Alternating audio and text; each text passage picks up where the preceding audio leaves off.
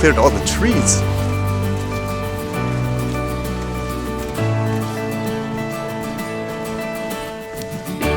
I was recording in 24 frames per second on some of the shots.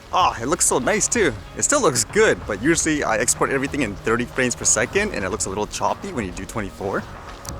24 is usually what people try to shoot for the very filmy cinematic look. It actually kind of explains yesterday while I was wondering, hey, why is it a little choppy on the export? It's still good to have, I guess, for an archive and stuff like that, but still, I usually prefer the more frames you have more to work with. One little tidbit I read today was kind of interesting. It relates to the Mavic Mini that's coming up because, as you know, a lot of people are excited because it's 249 grams, which is under 250, where a lot of federal regulations in various countries would mean you don't have to register this and all that. And here in Canada is actually good because you can actually fly it wherever you wish, so to speak, obviously within reason. As well, one of the biggest disappointments is it doesn't have a 4K camera. It only has a 2.7K. And it doesn't have things like a quick release propeller, which isn't too big of a deal for most. So it makes you wonder, wow, they really basically made it right on the edge, for everything. So with that, it was kind of interesting reading this, how in the Mavic Mini in different countries is actually a lot less weight, which is kind of fascinating because it makes you think they could do something, for example, make it even less, because here they're releasing a Japanese model where apparently in Japan, the regulations there, it's under 200 grams, like the drone's considered as a toy. So over there, they're releasing a version that's actually about 199 grams. So that's basically like what, at least 50 gram difference from the one they're releasing in places like North America. So it makes you wonder, how did they reduce the weight? Well, apparently it's the battery, because they did say the battery was the majority of the weight, even with the one coming out in North America. And with a smaller battery, according to this, the flight time's estimated at 18 minutes versus the 30. With that, it kind of raises the question too, because a lot of people are saying, for example, oh, they didn't include a 4K camera and all that just because it's too heavy. Whereas in this case, if they could drop the drone down by about 50 grams and use like a different battery and all that, could they have put everything in there? For example, like the 4K camera and all that. Because one thought that was going around was they could have put all those features in there, like the 4K and all that, but they didn't want to do it because they didn't want to cannibalize the sale of their other drones. I know for myself anyways, if that Mavic Mini came with something like a 4K camera, you had the ability to do manual videos and all that, I would gladly take the 18-minute flight time versus that 31 for all those features. How about for everyone else? Would you rather have things like a 4K camera if it meant sacrificing the flight time like that? Or would you rather have the flight time and basically settle for things like that 2.7K camera? And Black Friday is coming up, and it seems like there's so many people advertising their deals, even people like Best Buy, like what is this, $89 for a Chromebook? That's pretty cheap, isn't it? I don't know if there's much deals for the drones, although if you're getting a DJI product, it makes me wonder if you should hold off in terms of any big drones if you're in the market for one. For example, the DJI drones, they said in that press release before that all their 2020 drones that they're releasing will have things like those ADS-B transmitters. So whether or not they'll increase the specs or improve them rather is another question. And I guess in regards to things like detection and stuff with drones, how about this one? It says Airbus is developing a camouflage drone that will be undetectable on radar. Airbus's defense division has presented perhaps the most ambitious drone project in the world, and it could be a serious next big step for unmanned aerial vehicles. The company announced that it is developing LOUT, Low Observable UAV Testbed, a drone that will practically be undetectable. This week, Airbus published photos of a test model of a drone which has a length and wingspan of around 3 feet.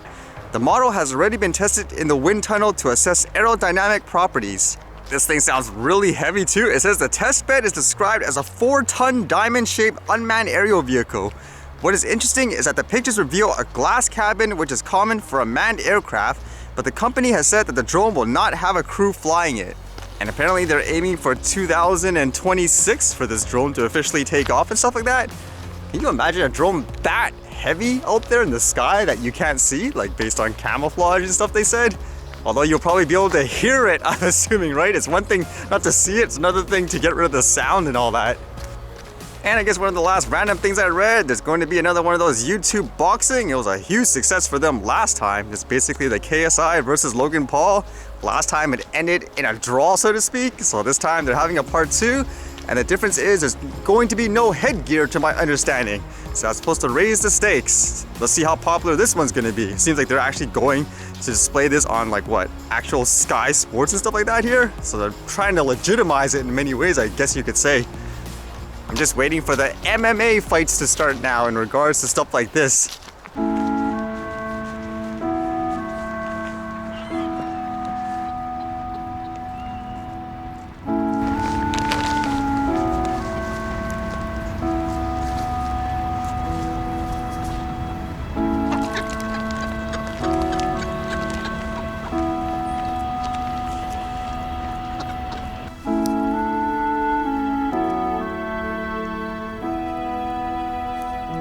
I can't believe I left it on 24 FPS. If you're wondering how it happened, it's probably from the time when I reconnected the GPS and all that and I reset the settings. I just clicked on the 4K option and I didn't change the FPS. Ugh. I guess in the near future I'll upload a dedicated 4K drone footage exported in 24 FPS. I guess for fun too, so you guys can kind of see the difference and you think it's more cinematic and all that as well.